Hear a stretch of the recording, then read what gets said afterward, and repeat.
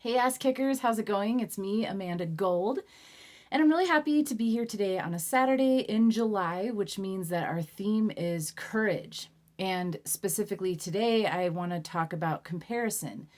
How do courage and comparison connect, you might ask? Well, I'm glad you asked because I have an answer, and that answer is thought work. That's kind of a bad answer. I'll elaborate, I'll tell you more. Um, it takes courage to do thought work. It takes courage to recognize that we're even comparing ourselves to others. It takes courage to understand why it's a problem.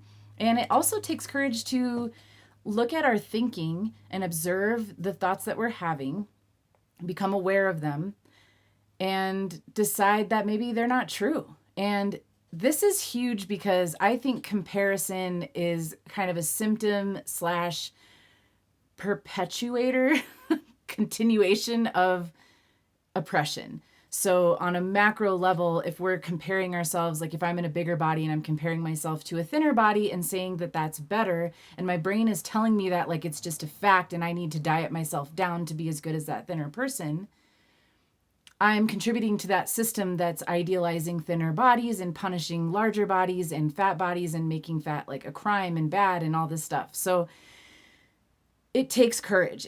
The political is personal. It always starts in our own minds. We have to liberate ourselves from within before we can start to make changes without. So if we have the courage to do this work, then we're much freer and available to use our privilege or to use our own freedom to help liberate others. So, let's fucking look at comparison and let's just get to the bottom of that a little bit. Specifically, I just want to share ways that you can understand when you are in comparison mode, because I think sometimes this just happens subconsciously or unconsciously, and we're just doing it, and we might just be on social media and feel like shit afterwards and not really know why. And a big reason is because we've just got this ongoing track playing in our brains about why we're not as good as this person. And this is habitual thinking often. We A lot of it is trained, or we're taught to do it and think we're less than or better than from our culture. And like there's a human element to this, an ego element of like we need to judge and we need to know where we stand to be safe. Like this is some primitive stuff that goes back to our evolution as humans and being part of tribes and bands and needing to assess danger and things like that. But today we're not in those like immediately dangerous situations, hardly ever, most of us. And so our brain is just still like scanning the environment, looking for danger. And, if I'm a woman in this world, which I identify as female in this culture, I might think that I need to assess all the other women because I'm raised implicitly to believe that my value as a woman depends on how I look. And so I need to suss out all the other women that I think look better than me and that my brain is deeming as a threat. Like this is how our brain works now. We used to have to look for saber-toothed tigers and like like true danger out in the world and poisonous plants and things like that. And now it's like, oh, is Becky skinnier than me and is she gonna steal my man? Like it's absurd, but it's not absurd. Like it's in our brain. This is the oppression. This is the culture, and it takes courage to root that stuff out. And I would also say that it takes courage to admit that it's as deeply ingrained as it is. Like I consider myself a feminist and I have for a very long time. And it has been very humbling, and I've struggled with shame when I've recognized how deep like white supremacy goes in me because I'm in a white supremacist world, or like I'm in a society that's founded on racism. There's nothing to be ashamed of. Like that's not helpful either, and that's the work that I continue to do. But it's hard to sort of realize like as a feminist, realizing that I still hate my body or struggle with that, or still understand like how thin privilege works and understanding how diet culture works, and realizing that I've been complicit in that and been punishing myself those ways, and striving to fit into a certain norm that now I intellectually disagree with and see the problems with, but it's still kind of like on a track and a loop in my brain, and I'm still like part of it in a lot of ways. So shame's not helpful because shame doesn't foster positive change. So we want to move out of that space as quickly as we're able, with self-love and compassion, because Shame won't help you make a change. It won't help you be an ally. It won't help you love yourself. I just wanted to say, like, this courage piece comes in when we're turning on the lights in the cluttered basement that's mildewing because we've never looked in there before, the basement being our mind, and it's full of all these thoughts. And understanding that a lot of these thoughts we didn't choose, they were taught to us and we absorbed them from the outer world, from the media, from school, from the culture at large. But it can just be kind of horrifying and shocking to realize that that's in there, and we can like blame ourselves or just feel like gross, get it out. So just like giving yourself some kindness there, like, ugh, this is kind of a big job, but I'm here for it, right? So gosh, where was I going with this? I just wanted to jump on here and freestyle about it because I've got a big busy day today and I didn't want to leave you without a video. So I don't have notes. But what I was saying about comparison is like, okay, so it takes courage to look at it. It takes courage to start to see how I'm doing it. So take the example of if you've been on social media and you just sort of start to feel like shit and you don't really consciously know why. Can you remember a time when you were scrolling or looking online and you just started feeling shitty? I would encourage you, excuse me, I'm so sorry. I got a little something in here. I'm just going to try to wrap this up. If you really start to look at what was I thinking right before I started feeling shitty, start to pay attention to that, because this is the first step. We want to understand the thinking that's happening in our brain. So the next time you start to feel shitty, when you're on social media, say, or maybe you're hanging out with friends or family, or you're just out in the world, see if you can find where you had a certain thought. See if you can find that moment where I was feeling really good and then this happened and then I'm feeling really shitty. It's not because of the circumstance. Being online isn't bad or good or able to make you feel good or make you feel bad in and of itself. It's always a thought you're having. And often, if you feel shitty after being exposed to a lot of different people and their feeds and their lives, and by the way, the best version of their curated life, if you're feeling shitty, it's probably because you're comparing yourself to them somehow.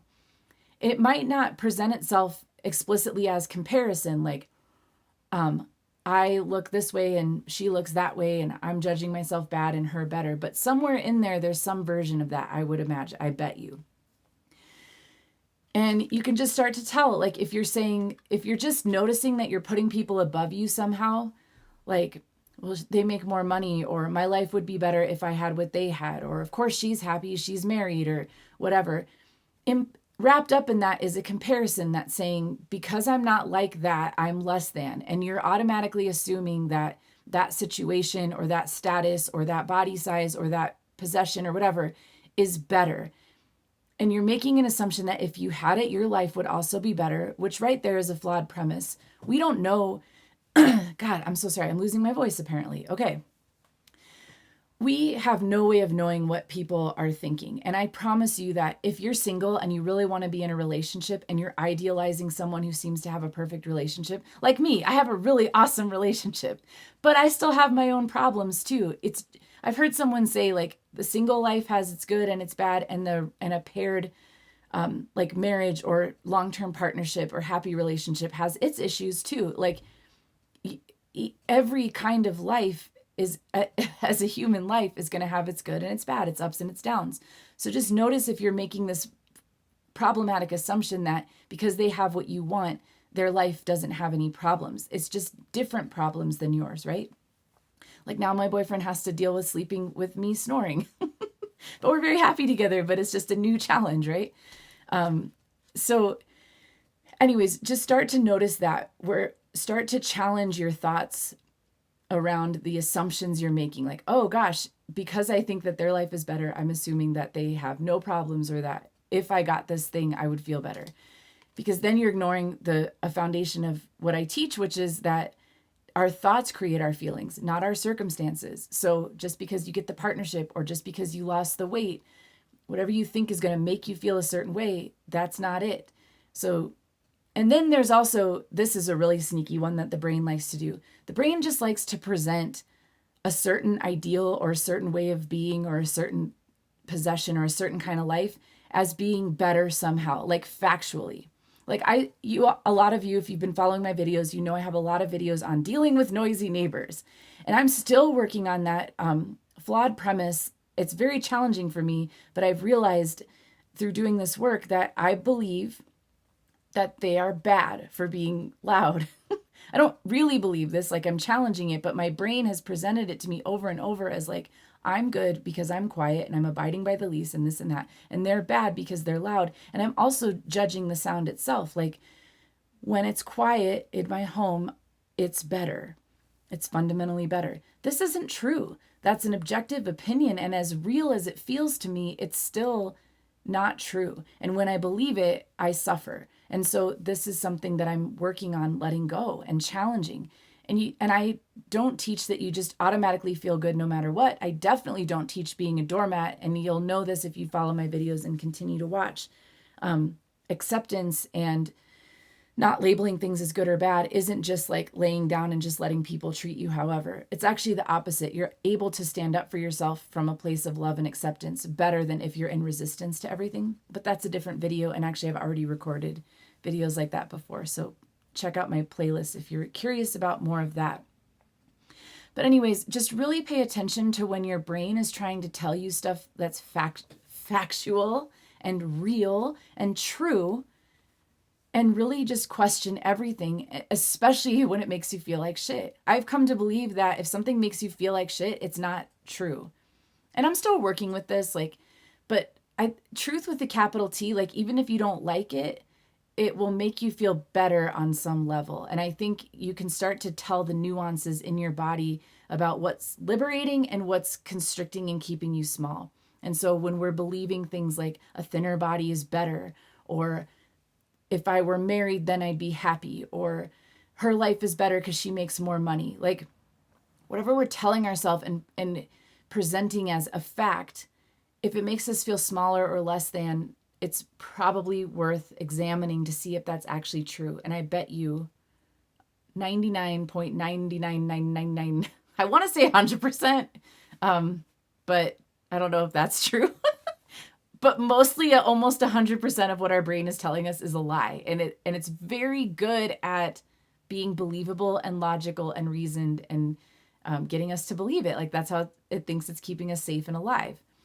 So I want to invite you to courage today to look at where you're comparing yourself, and not just stop comparing. She's a better artist than me. This is that.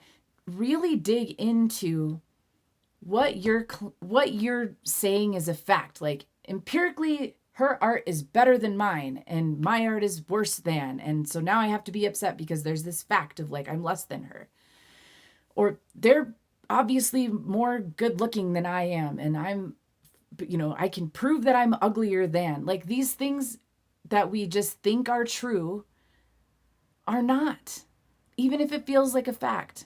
Even if we can look around and say, this person would agree and this person would agree, there's gonna be someone who thinks I'm prettier than the person that I think is prettier. And if you want to go extra credit with this work, question why that even matters. If you're getting hung up on like she's prettier or they have more money, really challenge yourself to ask, well, why does that even matter? But that's some deeper work. But for now, just challenge yourself to look at where you're in comparison and why you have set up that comparison in the first place. What are you believing that's making you feel less than? What are you believing about yourself? What are you believing about the world? What are you believing about your place on that scale that you've set up in your mind?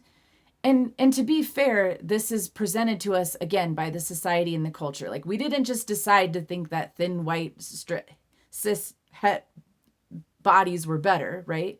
They're not better. But that's all we see, or that's the majority of what we see. And so that's how these systems kind of uphold themselves. And that's how oppression works, right? It's like by what are you being surrounded with? Who's in power? Who's writing the narrative, right?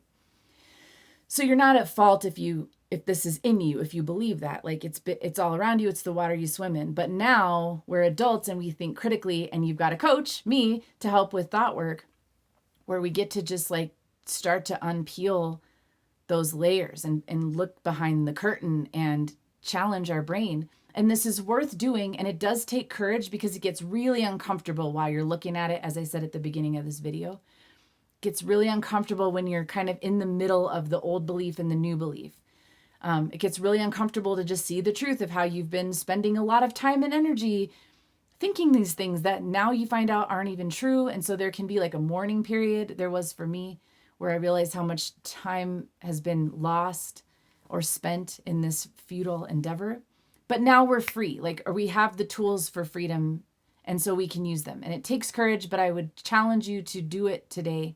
The courage to stop comparing, the courage to challenge the standards of comparison in the first place, and see what you come up with and share it with me. And did you ever know that I have started a free Facebook group? It's private, creating a community for women, people who identify as women, people who are socialized or raised as women, to come in. It's called Two-Footed Ass Kickers. It's on Facebook. If you look it up, it's two spelled out, TWO-footed ass kickers. Come over and join me. I'm doing daily tarot draws. I wanted to start doing Q&As. I'm starting a full moon meditation situation and like live ask a coach things. And it's going to be all kinds of good fun. And it's so new that if you jump in there, you can have a say in what it looks like and what you need. So what do you need right now from community, from a coach, from people like you who are doing this work? Come on over to the group, ask to join. I will surely say yes. Oh, and we're talking art stuff too. So creative prompts, all kinds of good shit. Just get your ass in there. Come kick ass with us. It's a hoot. And then you can ask questions about this shit too. So when I pop in here doing videos without notes and you're like, wait, what the hell are you talking about? You can come in there and ask me to clarify, and I'd be more than happy to do that. But for now, courage, onward. And I want to say stop comparing yourself to others, but I know it's not quite so easy. But challenge it. Challenge it. Challenge it. Question everything. You're amazing the way you are, and anything that tells you different needs to be fucking dismantled, questioned, and kicked to the curb. All right, I will see you Tuesday for your weekly tit. And do stay tuned if you're enjoying these videos, because I think I'm going to stop doing them here. But I'm going to keep all the content available as bonus material for my coaching clients. And I am still going to be doing lives in this Facebook group, as I mentioned. So check me out on Facebook. I think that's going to be my platform that I'm going to focus on. But I will stay on YouTube at least till the end of the month. And I'll keep you posted along the way. So thanks for being here. You're amazing. Have a great rest of your weekend, and I'll see you next time. Bye.